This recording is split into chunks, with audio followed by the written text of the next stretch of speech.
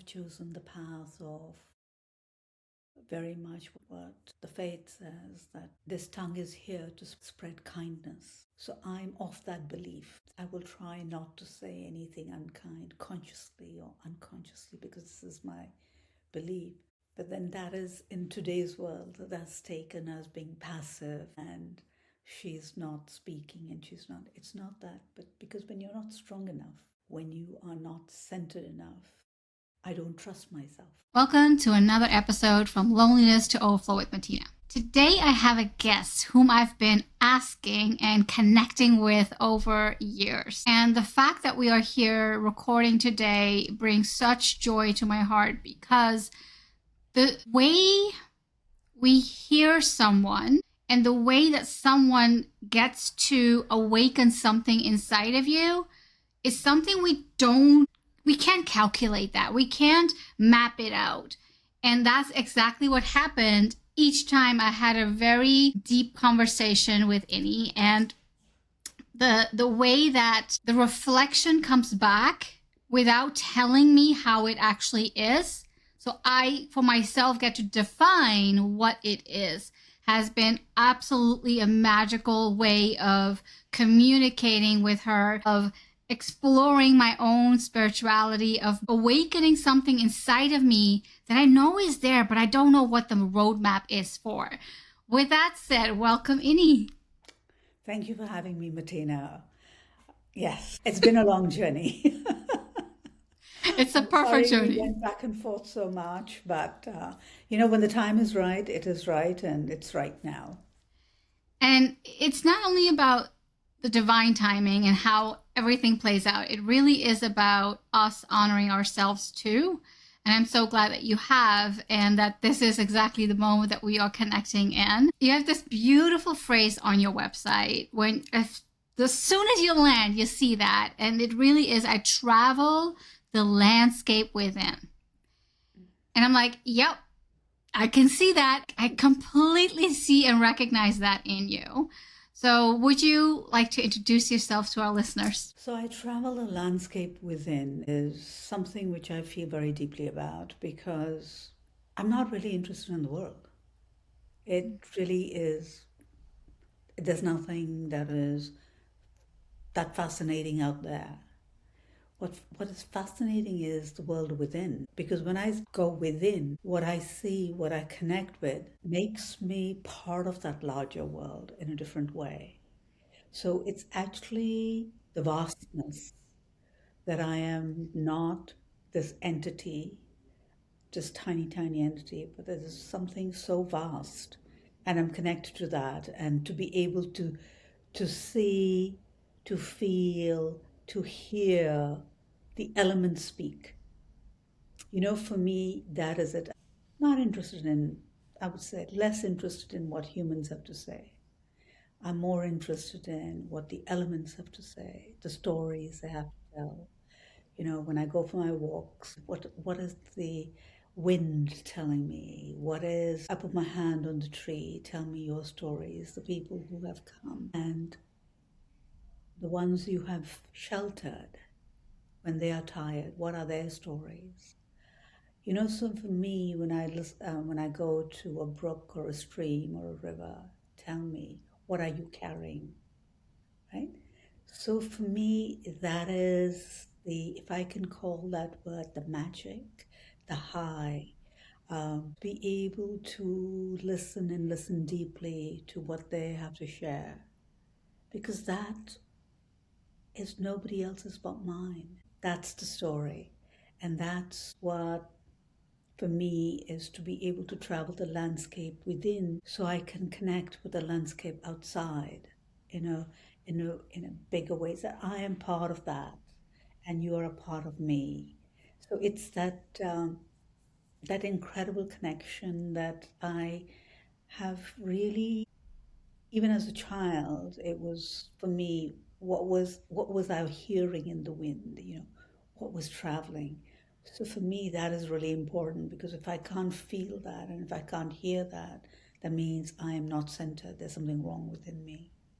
Mm. Why am I not able to connect? Why am I not able to listen. Why am I so scattered? What is it within me that I need to kind of center or find that stillness within? To me, that's the magic, not the magic of being in a room with a whole bunch of people. That maybe will hold my attention span for a shorter time, but being out there, I could sit for hours.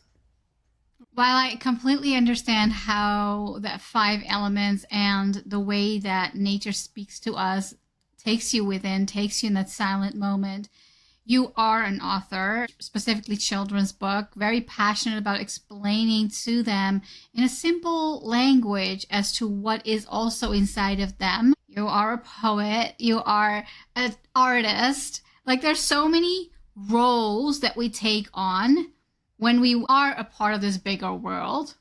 And then you also have this role and responsibility really to go within and to understand what's in here so that we can come out in a different way. With that said, what was your loneliness or disconnection moment that has actually led you in that overflow of wanting to discover your landscape? So I don't think there was, in the sense, discovering my within. It was really, as far as I can remember, the arrogant 20-year-old, 18, 20, 12-year-old who thinks they know everything, right? And they have a little bit of spirituality, or they think they have that smidge of a knowledge. They think they are God's gift. So I was on this journey that I want to find God, right? And I dabbled into many things. And it was when, probably in my early 30s, late 20s, early 30s, I would say, that I was close to submitting to a master in the Sufi tradition, and I couldn't.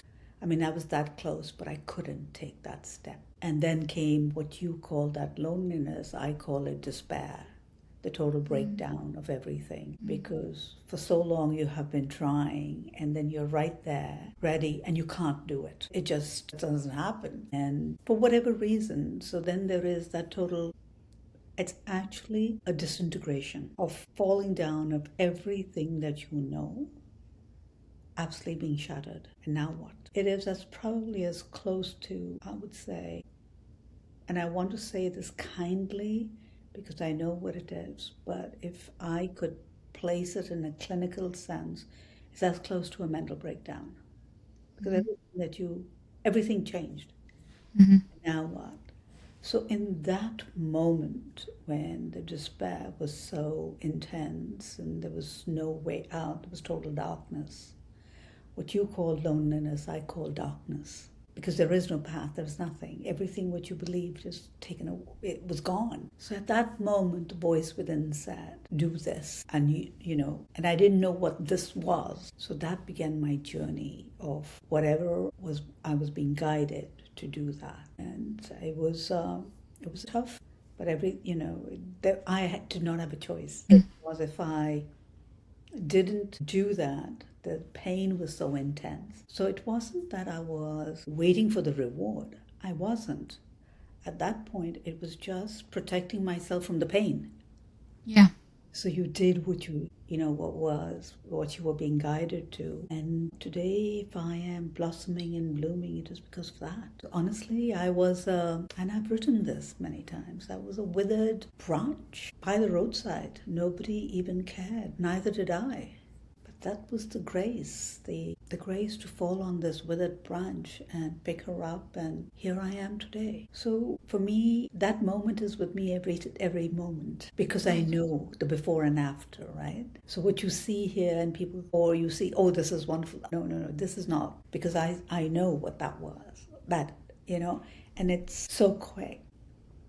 So it's not something I take for granted. Neither do I believe grace is a concept. Because for me, it's real. For me, it's very, very real to feel the grace. I mean, yes, grace was present. I don't know if it was present, whether I was ready. I was too arrogant. I was too set in my ways. You have to fall to be able to ask for the help. You don't know who you're asking, but to be able to then be picked up. And honestly, I began writing after that. Up until that, I had never written a thing, never thought I would be able to write. It never crossed my mind. But the poetry came first, and then came the the children's books, and all that was guided. And at 50, when I turned 50, I remember that day, and I said, for me, I was no longer, how should I say, I no longer wanted to be somebody's daughter, somebody's wife, somebody's mother. It was like I needed to be me, who that, whatever. I needed to be me. It was important for me. Who am I, right? And then I said, this year, so I made a pact with myself, 50, I'm going to celebrate every day, which I did. And that I was going to learn something new, try something new, or do something. And that's when I started with the painting. I took a couple of art classes on water. They were wonderful, but water didn't hold me because I wanted to paint with my breath. I wanted to be able to move the paint. I wanted to be part of the paint and sway with the paint and everything. And then it was the acrylic that held me. And that's, to me, that was at 50, that was the gift. There are so many beautiful nuggets that you're sharing. The fact that you now can feel grace as a real thing is because you experienced despair. Yes. It's because you were in it and truthfully have gone through all of that journey from that despair, the loneliness, like all of it, into the grace that you're now holding on to and showcasing. And people are like, wow, this is wonderful. Like, yeah, hold on. It was a journey. It didn't just land in the lap. It was like, here you go. You won the prize. And it's important to mention this because so often we think about, okay, I'm on this journey. How long will this take? Is it going to be a month? Is it going to be a year? Is it going to be a day? Like, what is the timeline? What is my end price? And how will I be getting there? But we forget that every single person has its own uniqueness, its own unique experience. It's my belief that we all are connected to different elements in a different way. For me personally, I feel very strongly connected with Mother Earth. I have a beautiful friend. She feels very connected to water. So when we come together, there's some magic that happens because there's an amplification of two elements. And when you're in nature then, and you're trying to be very conscious of what that is, it becomes a very unique symphony and music that it's like, oh, wow, are you feeling this? I'm feeling this way. What are you feeling? And you start exploring yourself in a different light. So when you come across people who are like, wow, you do so many amazing things and we would love for you to do this for us or share this about any topic really, how do you then go back to that simplicity and that grace where you're like, do you say yes? Do you say no? How do you honor yourself and your own inner landscape, as well as be very much of a part of this vast, large society that we live in? So you're part of the universe, but you're not part of it. So if you can imagine that the world is spinning, right? And you have a choice. You either spin with it or you come out and you watch the spinning and you go in when you're needed and then you pull out. You don't have to go through everyone's drama. You don't have to go through your own dramas. You have to be able to pull yourself out and recognize whether it is good for you. You know, it was interesting. This was a couple of years, more than, I think, 3 or 4 years back. I was in India with the family, and I have a large family. I was back home with all the siblings, and my father was there. And a friend of mine came to join us for lunch. And she's chatty and whatever else. And my brothers and sisters, we're all boisterous, right? And the conversation is flowing. Everyone has to speak at the top of their voice to be heard. And there are multiple conversations going on at the same time. And of course, she being her, wanted to be part of every conversation, right? So she's literally, and I'm there sitting, eating my lunch and, talking to whoever wanted. And at the end, she says, after all that is done, next day we meet. And she said, I was observing you. I said, what? She said, yeah. She said, you weren't talking, you were not part of every conversation. I said, I don't need to be. She said, well, I wanted to make sure that I wasn't missing out anything. I said, there's nothing you're missing. So it is that you come to know it, right? What is it that you really need to do? It is an instinct within. Mm-hmm. I mean, it took you, I mean, I say this with the greatest kindness, it took you for so long for me to agree to come Mm-hmm. because it's not something I like to do, especially a video podcast, especially being on screen. It is one of my least favorite things to do. Mm-hmm. That's why you don't see that many videos of mine. I will do an audio podcast. I will write. You ask me to write, I'll say yes, Matina, of course. But you'd ask me to do a video podcast, and it's like, do I really need to be out there? Because I'm of the belief, authors need to be read, they don't need to be seen. But I'm ancient, as I am told.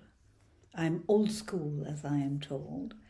I'm from the school of thought that you need to be in the paper only once when you are on your death. You obituary, they put a photograph and that's it. You don't need to be in the paper anywhere else. So this is me, right? So coming from this mindset, then it is you protect yourself even more. Is it important? If it is important, okay, you do it. But then I retreat. Yeah. Then I go back and I will not do anything for maybe another 6, 8 months. Now, to that point, what made you then, from your inner self, from your inner landscape, say yes to it? I think you're very persuasive. And it was, there are things happening in my life as well that I said maybe this would be good for me. Mm-hmm. Because it is talking about something more vast than what I normally talk about. I talk mostly about the faith. Faith is I wear my faith on my sleeve, but that faith allows me to be who I am. It gives me that grounding. It gives me those roots to explore, and I want to explore that. For me, my faith isn't confining, doesn't make me small. It makes me large. It makes me vast. And it is like, now you need to do that. It was more so the voice being guided, you need to now be out there doing other things. So in that frame of mind, I am now writing for some other publications. So it's just the way it flows. It's an evolution, and thank you firstly for saying yes. And the reason why I have been persuasive and I have been persistent in this is because you have this beautiful way of groundedness, and the way that you speak is very it drew me in. And I still remember, and I've said this to you multiple times, I still remember that one conversation that we had about a very simple word and the meaning of Vaheguru. And then we also had multiple conversations afterwards where we're talking about the essence of spirituality. Yes, religion is a part of that and can be a part of it, but it doesn't define it completely. And it's about you discovering more of yourself and going into what feels compelling to you in the moment and discovering more of the elements in yourself. So when we have this conversation, I feel that the listeners would truthfully benefit of understanding that there is no timeline, as you said, with your own journey. You had to go through despair to come to grace. You had to go through these inner discoveries to come into wearing even your faith on your sleeve and speaking so gracefully around it. And now it's a next evolution as to what else is being opened up, if that's the right word. So I would say probably what you have described is really, there is no time frame. Each one of us is different. Matina, not one human being on this planet has the same thumbprint as the other. So how can we expect our journeys to be even similar? It can't, because we are wired differently, and there's no two human beings that look alike. But what I have probably in the last 6, 8 months, you think you have arrived and that you have the grace and that whatever comes will, you can. But I think for me, it was very humbling and very disturbing that my stillness could be disturbed. Explain that more. So, that there could be something that could actually enter your core and disturb you down in that core space where I thought that I had protected it and I was strong enough to withstand. It was painful. But it also shows that there's a lot more work I need to do. And it's not that I can do it, but it is also that this is part of that experience. Don't think just because you have arrived somewhere, you can't be shattered. But I want to say, yes, you may be shattered, but it doesn't last that long. The grace is still there. You can still see the light. You don't question, why is this happening? You're observing it, and it's painful like anything, but you also know there's a reason why you're going through this. So if anything that helped me through that period, and I'm still going through it, and that was part of the reason I was saying no, because I wasn't strong enough to come, is knowing that there's a reason why you're going through that, and that held me and is holding me. Mm-hmm. To me, that is grace. But there, even in this, was I arrogant to think that nothing could touch me? So it was a very humbling moment, a moment of reality check, a moment also of deep compassion that we are human, and human beings are fragile. So be careful, So I have chosen the path of very much what the faith says, that this tongue is here to spread kindness. So I'm of that belief. I will try not to say anything unkind, consciously or unconsciously, because this is my belief. But then that is, in today's world, that's taken as being passive, and she's not speaking and it's not that. But because when you're not strong enough, when you are not centered enough, I don't trust myself, because I know what it is like when words are put out in the universe, how they can hurt. Why would I do that to someone else? Because I know what it is like. It actually takes courage to be in the observation chair and be like, no, I'm not going to react. I'm going to respond when I feel ready. And we are human beings having our spiritual self is having a human experience. So we're going to have these ups and downs and all of these things. And I'm going to refer to this because that conversation was so beautiful too with you, where we talked about God, Guru Nanak Dev Ji, or any God that people look up to and believe in. And you said something so profound, and it stood with me, and I thought about it for days because, like, oh wow, what would that mean? So I'm going to bring it up now. Is where you said being enlightened is not the goal, and it blew me away because here we are. I am hearing a lot of people talking about, I know the enlightened path. Let me take you on it. And we'll have retreat here. We'll do this there. And I'm like, okay, that's what you believe. Interesting. I do believe these tools could help awaken some things. Like breath work is very powerful. When I go inside with my breath, have experiences that are like, wow. Some people do other things, which is on their own journey and their own awakening path. Yet this whole notion that enlightenment is not the goal blew me away. So talk more about that in relation to what you just said earlier, where, yeah, people can perceive you being passive or whatever else, but you wanting to be in that observation chair and really assess with yourself how you are feeling, how you are putting kindness into and compassion into two completely different questions. I know.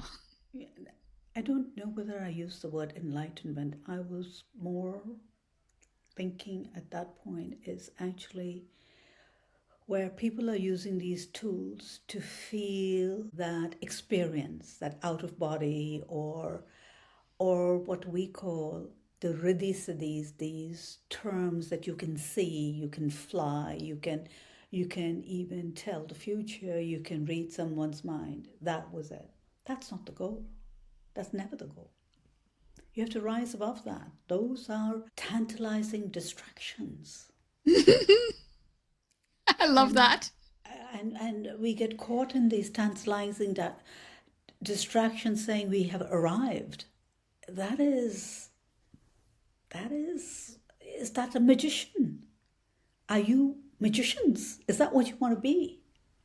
Where you are this human body, even when I say gods, I mean the gods of the in the lower case, G, and goddesses in the lower case, because there is only one energy, right?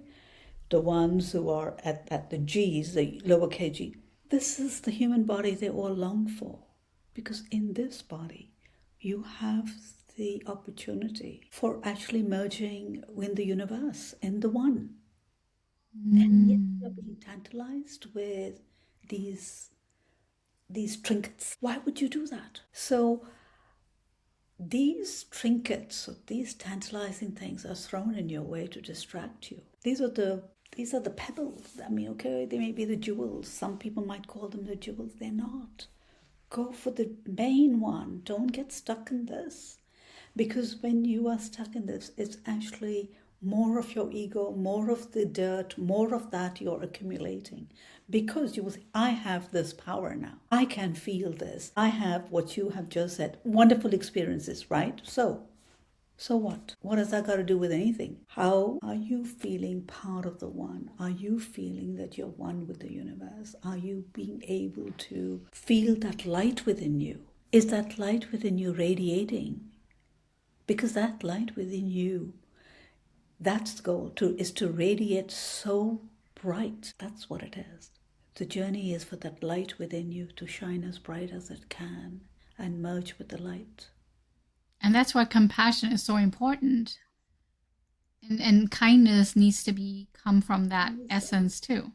Yeah, but if you haven't felt pain, if you haven't had things said to you, you don't know what compassion and kindness is. The depths of it. You think giving something is kindness. No, kindness is much more. There's so many layers to it. Is to be able to not say anything and to absorb, because you know what you will say will hurt that individual even more. It doesn't matter what the other individual is saying.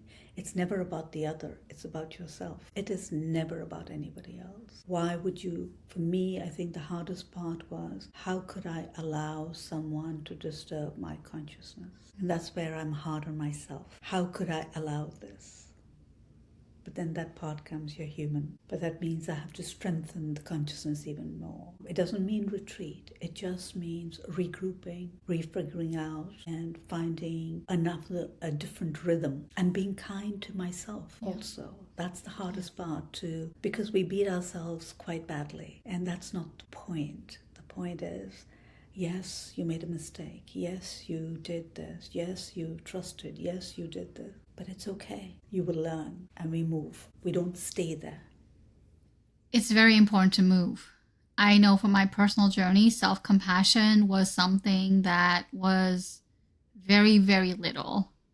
It was always like, let's go, keep going. And that left brain as to prove yourself and show up as the best person or the person with all the answers and all of that. And it's tiring. Because you're carrying so much. It's also ego-based. The hardest part is to say that I really don't know. And it's when you say you don't know, can you actually receive? Because if you know it all, can you receive anything? It is the vessel has to be empty before it can receive. But if the vessel is full, there's nothing the vessel will take. So that's where that emptiness, that saying, I really don't know. There is no way anyone can know. The idea, there is, yes, you may have book knowledge. Yes, you may be able to recite something. But knowledge by itself is nothing if you don't have the experience, if it's not lived, if you haven't felt it. Because it will be book knowledge. But when you experience it, then it is the truth. because it's no longer the book knowledge. It is what you have experienced. And that's why when I say grace for me is very real, it's not a book anymore. It's not written in a book. I know. I have felt it. I am living it. Do you remember what you thought when you read Grace and when you read about grace versus now experiencing? What's the biggest difference for you? I thought grace would be something, all of a sudden one day I would wake up and somebody would give it to me. And that I really didn't know because it's a word. Yeah. Right? But grace in action, grace how it comes to you into your life, and grace on how you live your life through that is very different because it's not described anywhere. And it's personal. But you begin to see it. You begin to see that in spite of everything that is going, quote unquote, challenging and wrong in your life, you're still centered and you are not frazzled and you are still, what I say, I am being cushioned, I am being held. I am not breaking apart. To me that is grace. Because the challenging times, the difficult times, the ups and downs in life will always be there. They will always be there. But how you navigate, that's the grace, right? Mm-hmm. I could fall apart, going through a difficult medical situation. It's quite challenging. And all I can think about is gratitude because every doctor has been more than kind. Such fine human beings. Yes, we hear about the medical system, but everything has been so beautiful. And all I can just say is this is grace, that we are not banging our heads on anyone's door. Doors are just opening, appointments are happening, the doctors are wonderful, things are being set. So to me, that's grace. Is that in my experience too, though, is it only comes in that way when you not only embody the word and you have opened it up for yourself and others in your day-to-day life, that you get to see it more because that's what you're choosing to focus upon. So sometimes when we are choosing to focus on the chaos and the pain and the hurt it's bringing, it can take you away from what naturally would be you. Now, what you're describing though is, yeah, I can feel the chaos, but I can choose grace. And I can be in grace. And I can accept and welcome things to fall into play like music as a symphony and things are just happening. Is it easy? No. But it is there because I'm choosing to see that way. So then here I have a problem with the I. Ooh, tell me more. You don't choose. Grace chooses you. Grace is always present. Mm-hmm. It is whether you feel it or not. And you feel it when you are open, when you are the most vulnerable. And then it actually enters your life and you change. So it's not something you can will. It is something you prepare yourself. And the preparation is that you long for it. You long for that connection. You long for being part of something larger than yourself. You long for that longing that begins the journey. Because if you don't have that longing, there will be no journey. Because it will then always be a checkbox that you have to take. This is not a checkbox. Longing is love. Love is not transactional. Love is love. Love flows. Love does not ask, what am I going to get in return? So that longing becomes love. Love turns into grace. Longing becomes love and love turns into grace. Because whatever it is, you are just so grateful just to be able to love. It doesn't matter whether you get what you want. The longing is the journey. And you've taken out the I. You've taken out the I. There is no I. I'm hearing a lot of I. There is no I. As long as there is an I, nothing can happen. Because you think you're in control. You're not. Surrender is a word which we are very, very scared of because we think of it as defeat. We think about white flags and horrible things, there is no way I'm going to surrender, right? And we can't, because the I within us is so strong. Surrender happens. You don't will it. You cannot. And you don't even know when. But you remember the moment when it happens. When your head falls. And you say, how did that happen? Because the love, and this is where the love overtakes, that for this love, for whatever it is, you're willing to do anything. And that's the surrender. And that's when the I is totally there, because you know you no longer are that being, and that your everything that you are or is now towards this. And it's a scary thing in today's world, that you lose yourself, right? Because identity and the I is so strong that if you want to be part of something larger, that has to be lost. The raindrop says, I don't want to go into the ocean, because I will lose myself, because the I will not be there, and it waits. And when it goes into the ocean, it realizes it was always part of the ocean and the vastness. So this is us. We are that raindrop. You're making me realize how much pain is around the word surrender, and how there is so much about wars and people getting hurt, and even when we don't consciously think about it that way, it's something that our body kind of like clogs up, and it was like, oh no, let's not go there, let's not do that. And in being that raindrop about to fall into the vastness and in the sea, that journey. That's the journey. For a lot of people, a lot of us, it's very visual. So, when I speak to people, I say, what do you see yourself as? Not a human. I mean, what do you see yourself as? As a flower, as a raindrop, as a sun ray, or what is it? The leaf of grass, the ant, what is it? Because it's easier then to visualize and come to terms with it. The minute we say, what do you visualize yourself as? The panic sets in, because then we want to protect. We need to be a certain way.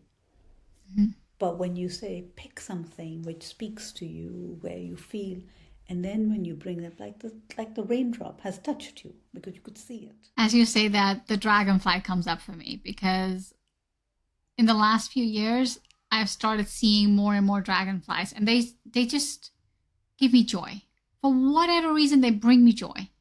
And when I started seeing them, I didn't even realize that they are grown out of mud, that they are born in that muddiness, stickiness, not knowing that they have wings, not knowing that they can fly, not knowing how beautiful they are. And then eventually they take off, and eventually they're exploring the world in ways that are not defined or that are not logical anymore. Almost this idea of being a part of that vastness. But every time I see them, I'm like, okay, that's a moment for me to stop and reflect and just be in gratitude of having that moment of, wow, this dragonfly fought to fly.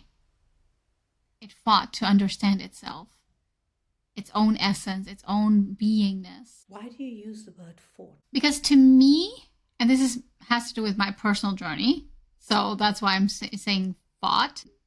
When you're in the mud, and I've had life experiences that were, to me, I was in the mud. It was either the mud was going to drown me or I was going to fight it. And thank you for even asking, because that is a journey of the way that we think about something and speak towards something is so personal. Yeah. When I looked at the dragonfly, and it flies backwards. It doesn't go straight, the wing. And for me, it was the vastness, that there are so many things in this world we don't understand. We always want to understand something. How do you understand this? You don't. And the dragonfly is beautiful. And if you looked at it, if the dragonfly ever said, and, I'm sure the other birds and the butterflies would laugh at the dragonfly. What is it? She doesn't know what she's doing. She's flying backwards. So it is the strength of knowing who the dragonfly is. Yes, she had to come out through the mud, but she was stronger. Yes, she's different. She's flying backwards. She doesn't care. And yet the others are, saying, well, I don't understand why everyone's making such a fuss about her. And the dragonfly says, it's just who I am, I don't know why they are envious or jealous of me. I'm not, I'm just being me. She doesn't let what they are saying, that you're flying the other way, you're not this, you're not that. She doesn't let that touch her. That's a protection. I'm just having an aha moment, one after the other here. When you said that you ask people who would they want to be, even that choice, whatever that is, for me it's the dragonfly, for someone else it would be something else. And in the way that they explain it and describe it is going to be so personal too. I didn't even realize that a dragonfly flies backwards. And I've seen many of them, and I didn't even see that. It is such a personal experience and journey. And it's the same with your art. We can look at one piece and someone else is going to pick up something else from the same picture. And it's literally the lenses, the glasses that we're trying to look through, and the experience of life that we have had, and the meaning that we have given it. Because someone can see a lot of pain in red, and another person can see a lot of passion in red. Was there a color that stood out to you that was like, oh, when I put that down, it changed the perspective? No, when I begin to paint, I choose the colors for that day.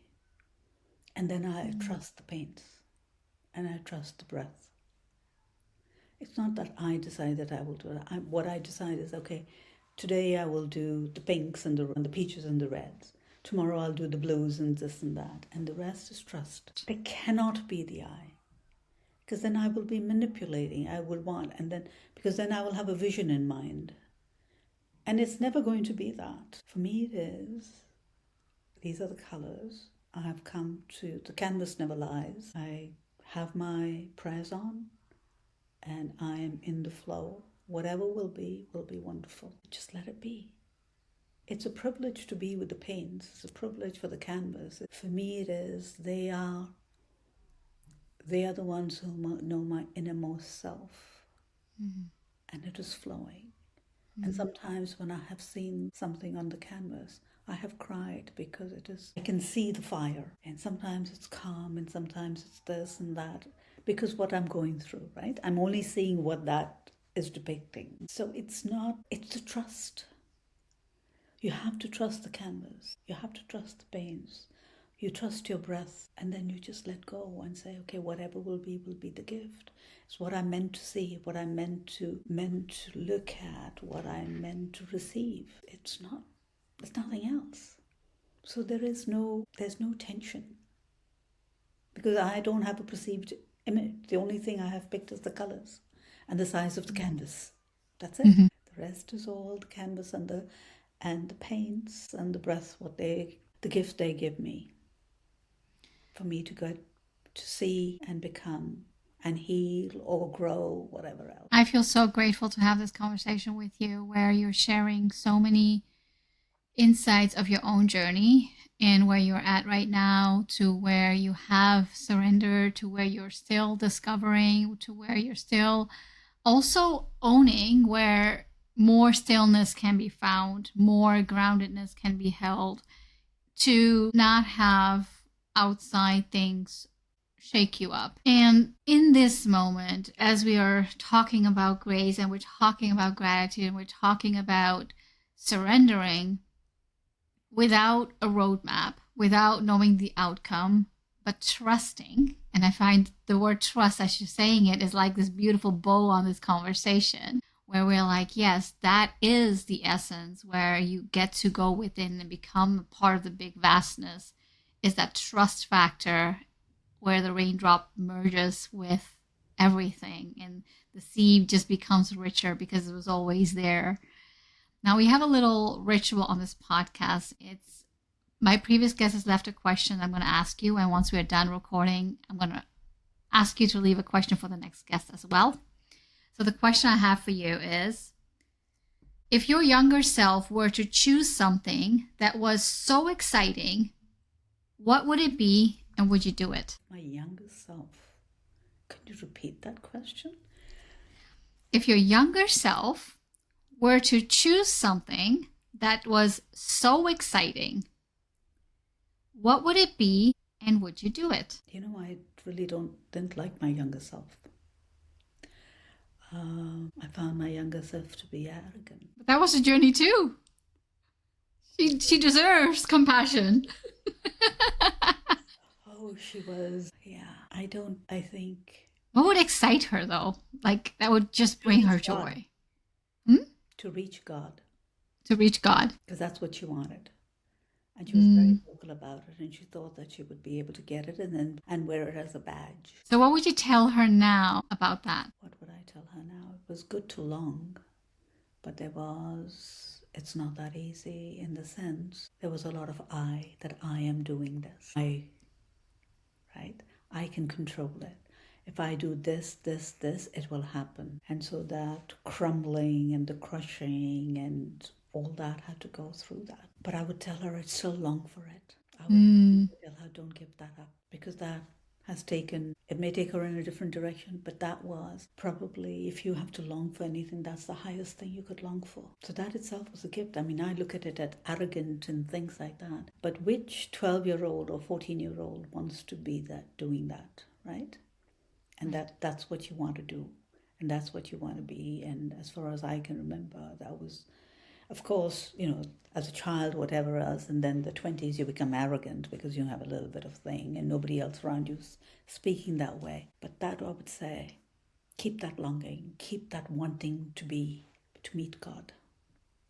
I would definitely say that. Thank you so much, Inni, for speaking so gracefully and with full of compassion and care with your own journey, and how everyone listening can tune into asking themselves, am I coming from the I, or am I coming from trust, where I'm choosing?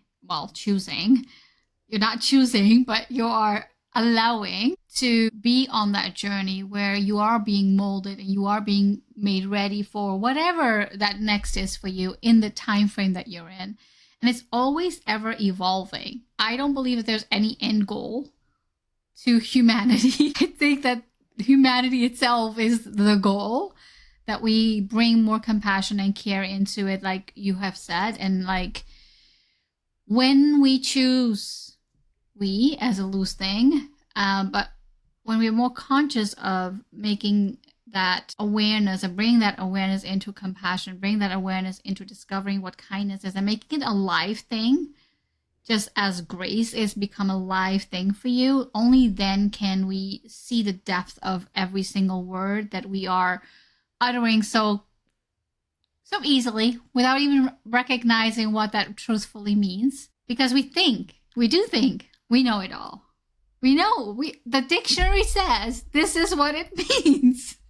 Right? So thank you for bringing that very profound experience and conversation to this conversation today, where truthfully hope that our listeners get to reflect with themselves where they are for themselves and where they want to continue to long, continue to surrender, continue to trust into what that journey looks for them, knowing and understanding very truthfully that is very unique. Thank you for having me, Matina. I hope your listeners enjoy the podcast, enjoy listening, connecting, and can visualize certain things, because it's when you visualize, when it becomes real, when you hold vision, the words you forget, but it's a vision that you hold and you want to be that. Where am I in that journey? I mean, what you said, between the raindrop and the ocean, how far up or down are you? How close are you to the ocean, or how far you are? So that's very visual. Yeah. And that's a great marker for whoever can visualize that for themselves. Yeah, absolutely. Yeah. Once again, thank you so much. Thank you for tuning in, everyone. If you feel inspired to connect with Inni, reach out. All her information is in the description below, and you'll find her art, her books, everything, all the beautiful stuff on her website to dive deeper into what it means for you, as it's going to be very personal for every single one of us. Thank you, everyone. Thank you for spending your time here. Sharing your reflections in the comments or passing this conversation along helps this space reach people who are looking for support and don't always know where to turn. Take a breath as you transition back into your day and notice what's present now. I'll meet you again next week.